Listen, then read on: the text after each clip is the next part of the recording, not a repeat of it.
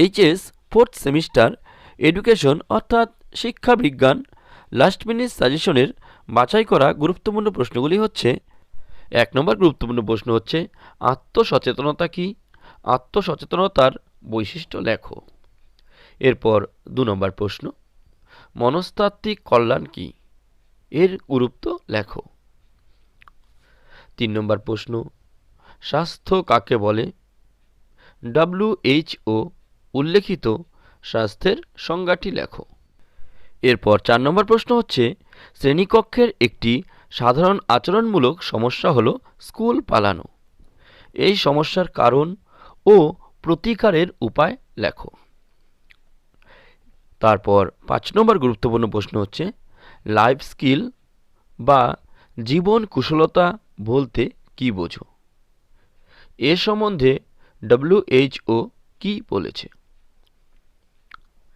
তারপর 6 নম্বর প্রশ্ন ট্রেস কি, ট্রেস মোকাবিলার কৌশল ও গুরুত্ব লেখো। এরপর 7 নম্বর গুরুত্বপূর্ণ প্রশ্ন হচ্ছে মনস্তাত্ত্বিক কল্যাণ বলতে কি বোঝো, মনস্তাত্ত্বিক কল্যাণের বৈশিষ্ট্য লেখো। 8 নম্বর প্রশ্ন শিক্ষা প্রযুক্তির সংজ্ঞা দাও, শিক্ষা প্রযুক্তির বৈশিষ্ট্য লেখো। এরপর 9 নম্বর গুরুত্বপূর্ণ প্রশ্ন শিক্ষায় তথ্য ও যোগাযোগ প্রযুক্তির ব্যবহার লেখো। তবে এই প্রশ্নটা একটু ঘুরিয়ে দিতে পারে যে ICT বা তথ্য ও যোগাযোগ প্রযুক্তির গুরুত্ব বা প্রয়োগ লেখো। এই প্রশ্নটা সবচেয়ে গুরুত্বপূর্ণ, এই প্রশ্নটা তোমরা খুব ভালোভাবে পড়ে যাবে, আশা করা যায় এই প্রশ্নটা আসবে। আর 8 নম্বর প্রশ্নটা যে এটাও যথেষ্ট গুরুত্বপূর্ণ, 8 নম্বর প্রশ্নও তোমরা খুব ভালোভাবে পড়ে যাবে। তারপর 10 নম্বর প্রশ্ন হচ্ছে শিক্ষা প্রযুক্তির গুরুত্ব বা তাৎপর্য বা প্রয়োজনীয়তা উল্লেখ করো। এই 10টা প্রশ্ন হচ্ছে শিক্ষাবিজ্ঞান মান 5-এর জন্য সবচেয়ে বেশি গুরুত্বপূর্ণ। তোমরা যেহেতু নতুন সিলেবাসে প্রথম পরীক্ষা দিচ্ছ, তাই কোনো রকম রিস্ক না নিয়ে মান 10-এর সাজেশন দেওয়ার আগে মান 5-এর জন্য আমি আরও কয়েকটা এক্সট্রা প্রশ্ন দিব, সেগুলোও পারলে তোমরা একটু দেখে যেও। এক্সট্রা প্রশ্নগুলির মধ্যে মান 5-এর প্রথম এক্সট্রা প্রশ্নটি হচ্ছে মেডিটেশন বা ধ্যান কি, সুস্থতার ক্ষেত্রে ধ্যানের ভূমিকা লেখো। 2 নম্বর আচরণগত সমস্যা সমাধানে পিতামাতা ও শিক্ষক শিক্ষিকার ভূমিকা কি। 3 মানসিক চাপ কি, মানসিক চাপ নিরসনের উপায়গুলি লেখো। 4 শিক্ষাক্ষেত্রে ডিজিটাল বিপ্লব কি, শিক্ষাক্ষেত্রে ডিজিটাল বিপ্লবের সুফলগুলি লেখো। 5 নম্বর কৃত্রিম বুদ্ধিমত্তা AI কিভাবে ডিজিটাল বিপ্লবকে ত্বরান্বিত করেছে। এরপর মান 10-এর গুরুত্বপূর্ণ প্রশ্নগুলি হচ্ছে: 1 প্রেরণা কাকে বলে, প্রেরণা চক্রের বর্ণনা দাও, শিক্ষাক্ষেত্রে প্রেরণার ভূমিকা আলোচনা করো।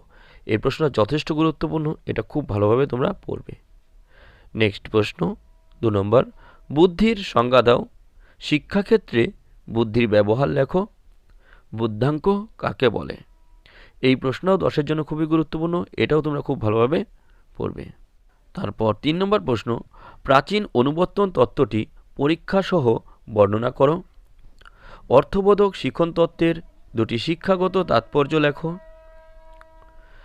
নেক্সট 4 নম্বর প্রশ্ন আগ্রহ কাকে বলে, শিক্ষাক্ষেত্রে আগ্রহের গুরুত্ব আলোচনা করো।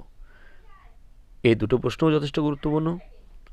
এরপর 5 নম্বর প্রশ্ন হচ্ছে মনোযোগ বলতে কী বোঝো, মনোযোগের নির্ধারক বা শর্তগুলি সংক্ষেপে আলোচনা করো। তবে এই প্রশ্নটা একটু ঘুরিয়েও আসতে পারে যে মনোযোগ কাকে বলে, মনোযোগের বস্তুগত ও ব্যক্তিগত নির্ধারকগুলি কি কি। 6 নম্বর প্রশ্ন থর্নডাইকের শিখন সংক্রান্ত মূল সূত্রগুলি লেখো, শিক্ষাক্ষেত্রে এই সূত্রগুলির গুরুত্ব লেখো। 7 নম্বর প্রশ্ন অনুবর্তন বলতে কী বোঝো, প্যাভলভের অনুবর্তন কৌশলটি বর্ণনা করো। ক্ষমতা কাকে বলে, ক্ষমতার বহু উপাদান তত্ত্বটি লেখো। এরপর রাশিবিজ্ঞান থেকে পড়বে প্রোডাক্ট মোমেন্ট পদ্ধতি ও র্যাঙ্ক পার্থক্য পদ্ধতির মধ্যে পার্থক্য লেখো, সহগতি কাকে বলে? এই প্রশ্ন গুরুত্বপূর্ণ রাশিবিজ্ঞান থেকে, এটা একটু পড়ে নিও। আর এর সাথে দেখো রাশিবিজ্ঞানের দুটো অঙ্ক দিয়েছি, এই অঙ্ক দুটো ভালো করে প্র্যাকটিস করে যেও। এছাড়াও তোমাদের শিক্ষকরা যে সমস্ত অঙ্কগুলো করিয়েছে সেগুলো ভালো করে প্র্যাকটিস করে যেও। তোমাদের সবার পরীক্ষা ভালো হোক, সবাইকে বেস্ট অফ লাক।